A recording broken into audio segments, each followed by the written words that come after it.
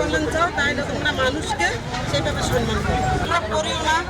আমরাও তো এটাই বলতেছি যে আমরা তো এটার জন্য আসলে আন্দোলন করি না, আমরা তো চাইছি মানুষের মানুষের যদি কল্যাণ চাও তাহলে তোমরা মানুষকে সেইভাবে সম্মান করো, যাতে আমরা গরিবরা যেন বাঁচতে পারে। আর দুর্নীতি আর মানুষের যেগুলা খুন খারাপি হচ্ছে, যদি এগুলো যদি বাঁচাইতে পারো তাহলে দেশ গড়াইতে পারো, আর যদি না পারো দেশ সবাই চলে। যদি খারাপ মনে হয় তাহলে রাগ করে যদি ভালো হয় সবাই সবার জন্য দেওয়া করো। বুঝছো, মন খারাপ করিও না। আপনারা